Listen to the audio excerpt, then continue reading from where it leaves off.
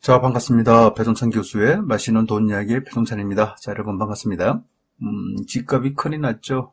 한때는 집값 상승에 따른 큰일이라고 한 적이 엊그저께 같은데, 이제는 집값 하락 때문에 큰일이라고 말씀드릴 수 있을 것 같아요.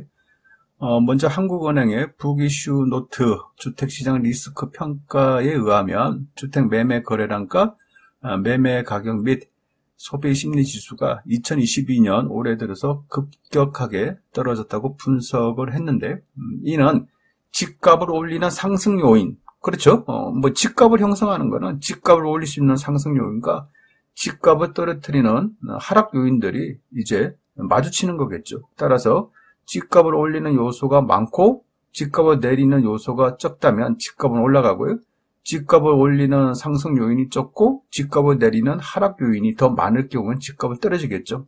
이를 좀 더 구체적으로 살펴보면, 집값을 올리는 상승 요인으로 본다면 현재 공급 부족이다. 아직까지 공급 부족이에요. 따라서 현재 정부 들어서 250만 원 주택 공급 대책을 아마 다음 주나 다다음 주에 발표하지 않습니까?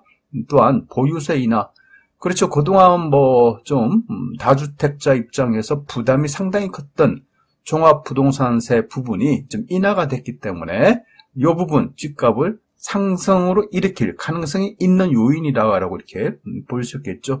또한 재건축 완화, 그렇죠.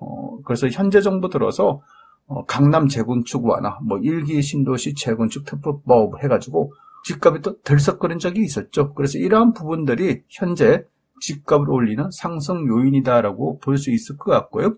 그 대신 집값을 내리는 하락 요인으로 좀 살펴보면 집값이 고점이라는, 그렇죠. 집값이 올라도 너무 많이 올랐다.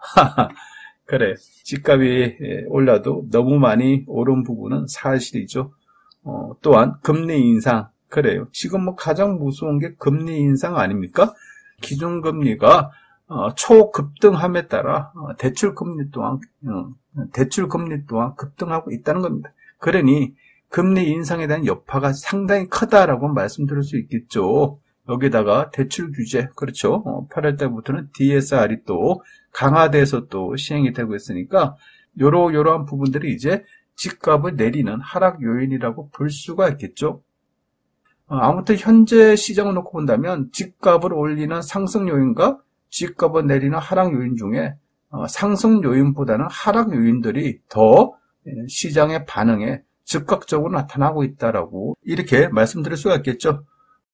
특히 금리 상승이 주택 가격에 미치는 영향을 좀 자세히 한번 살펴볼까요? 만약에 금리를 100bp, 즉 금리 1%가 상승할 경우에는, 요거 한국은행에 있는 그 보고서, 그 연구원들이 보고서에 나와 있는 그런 데이터죠. 그래서 금리 상승이 주택 가격에 미치는 영향인데요. 만약에 금리를 1%가 올라갈 경우, 1년이 지난 후, 그렇죠. 여기서 말하는 1차 연료라는 것은 1년이 지난 후에는 집값이 마이너스 0.4에서 마이너스 0.7%로 떨어진다는 얘기예요. 그리고 금리 상승 이후 2년이 지난 후에는 집값이 마이너스 0.9%에서 마이너스 2.8%까지 떨어진다는 이러한 연구 결과가 나왔다는 거죠. 그래서 금리 상승이 이루어지면 1년 차보다는 2년 차 되는 순간에 집값의 하락률이 더 크게 나타난다라는 이러한 연구 결과다라고 말씀드릴 수 있을 것 같아요. 자, 그건 그렇고요. 그렇다면 금리 인상에 따른 충격 반응을 부채 수준별, 그리고 대출 유형별, 그리고 지역별로 한번 살펴보도록 하죠.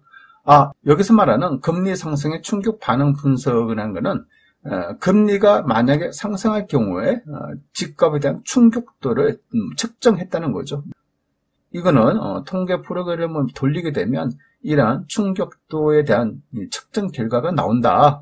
이 부분을 이제 설명을 해드린 거죠.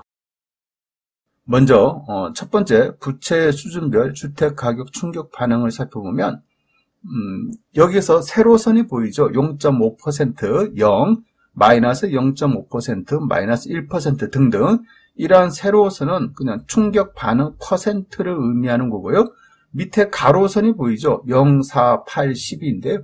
요거는 이제 시간이 지나면 분기별로 이러한 충격 반응의 결과가 나타났다라는 그런 의미다라고 말씀드릴 수 있을 것 같아요. 먼저 저부채 국면, 즉 은행 빚이 많지 않은 사람들, 저부채자들의 주택 가격은 위에 파란색인데, 그렇죠? 위에 파란색을 보면 거의 0% 미만에서 다소 움직임이 있다라고 이렇게 말씀드릴 수 있을 것 같고요.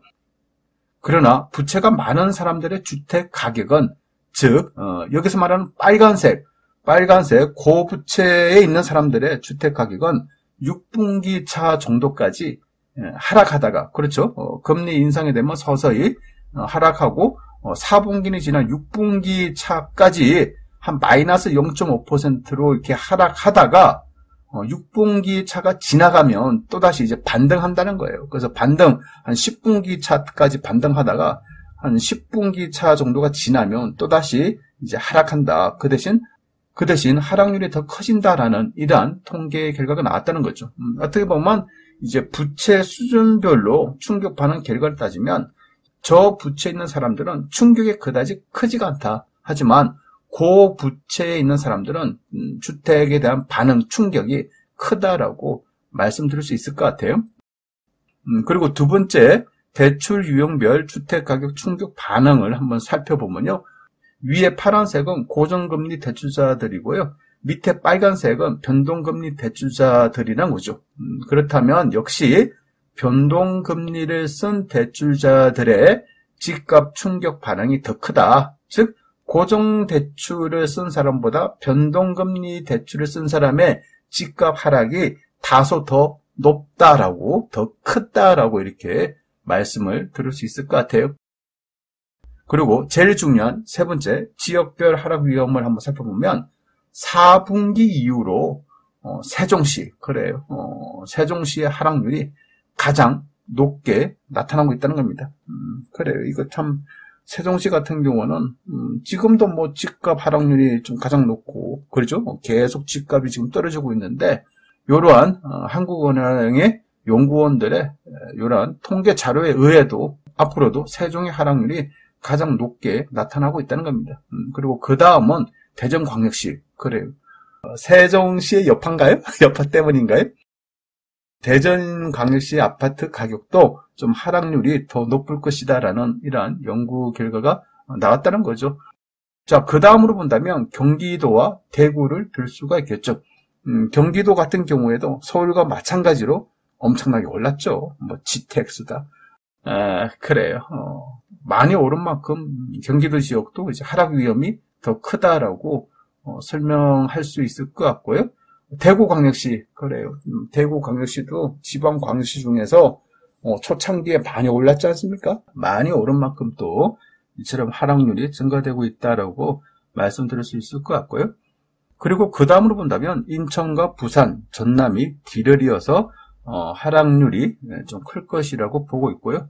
이제 그 뒤를 이어서 이제 서울이 차지하고 있다는 겁니다. 그렇죠? 금리 인상에 대한 하락을 세종이나 대전이나 경기도나 대구나 인천, 부산, 전남 이런 지역에 비해서 덜 받는다라고 말씀을 드릴 수 있겠죠. 그만큼 서울은 서울이다라고 말씀드릴 수 있을 것 같고요. 이제 서울을 이어서 이제 울산, 충남, 경북, 강원, 충북, 전북, 경남 순서다라고 말씀드릴 수 있겠죠. 이런 지역 같은 경우는 앞서 말씀해드린 이런 지역과 서울보다 더 하락률이 더 적다. 그만큼 좀 양호하다라고 말씀드릴 수 있겠죠.